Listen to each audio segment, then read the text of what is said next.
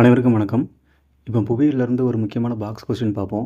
இந்த பாக்ஸை பொறுத்துகையா கேட்கறதுக்கான வாய்ப்பு இதில் அதிகமாக இருக்குது.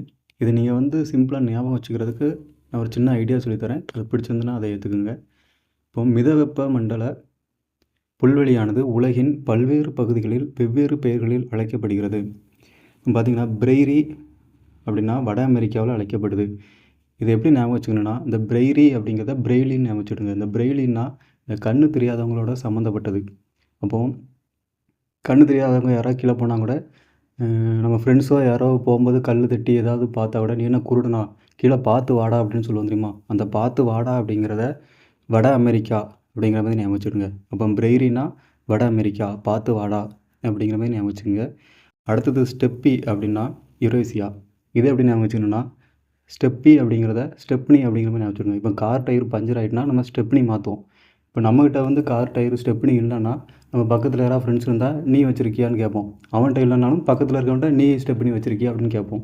அந்த நீ அப்படிங்கிறத நம்ம இங்கிலீஷில் பார்த்தோம்னா யூ அப்படின்னு சொல்லுவோம். அப்போது ஸ்டெப்பின்னா ஸ்டெப்னி, அந்த யூ தான் யுரேசியா. நீ வச்சுருக்கியா, அதாவது யுரேசியா அப்படின்னு வரும். அடுத்தது பாம்பாஸ் அப்படின்னு பார்த்தீங்கன்னா, இந்த பாம்பாஸை பாம்பு அப்படின்னு வச்சுக்கோங்க. நம்ம ஒரு இடத்துல உட்காந்துருக்கோம். அப்போ திடீர்னு ஒரு பாம்பு வந்துச்சுன்னா நம்ம என்ன பண்ணுவோம்? மெதுவாக யாரும் போக மாட்டோம். அர்ஜென்ட்டாக உடனே எழுந்து போங்களா, அர்ஜென்ட்டாக கிளம்பி போகிற மாதிரி. இப்போ பாம்பாஸ்னா அர்ஜென்டினா அப்படின்னு ஞாபகம் வச்சுக்கோங்க. வெல்டு அப்படின்னா தென் ஆப்பிரிக்கா.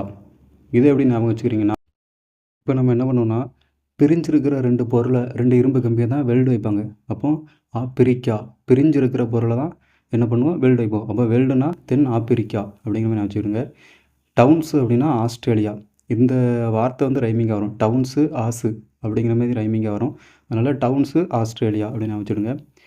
கேண்டர்பர்க் அப்படின்னா நியூசிலாந்து. இது கிரிக்கெட் பார்க்குறவங்களுக்கு தெரியும். கிரிக்கெட்டில் நியூசிலாந்தில் கேன் வில்லியம்சன்ட்டு ஒரு பேட்ஸ்மேன் இருப்பார். அவர் நல்லா பேட்டிங் விளையாடுவார். இப்போ கேன் அப்படின்னா நியூசிலாந்து. கிரிக்கெட் பார்க்காதவங்க எப்படி ஞாபகம் வச்சுக்கணுன்னா, இப்போ புது கேனில் தான் நம்ம தண்ணி கொண்டு போவோம் அப்படிங்கிற மாதிரி ஞாபகம் வச்சுடுங்க. அடுத்தது மஞ்சூரியன் சீனா. இந்த மஞ்சூரியன் சிக்கன் இந்த மாதிரி ஐட்டங்கள்லாம் சொல்லுவாங்க. சீனாவில் தான் விதவிதமாக நிறையா சிக்கன் ஐட்டங்கள் தயாரிப்பாங்க. அதனால் மஞ்சூரியன் அப்படின்னா சீனா. இப்படி ஞாபகம் வச்சு படிச்சுடுங்க. அடுத்து உங்களுக்கான ஒரு கேள்வி, சாக்ரபீஸின் ஒப்பந்த சீடர் யார்? இதுக்கான ஆன்சர் கமெண்ட் பண்ணுங்கள். அப்படி ஆன்சர் தெரியலனாலும் ஆன்சர் சொல்லி கமெண்ட் பண்ணுங்கள். நான் ஆன்சர் கமெண்ட் பண்ணுறேன்.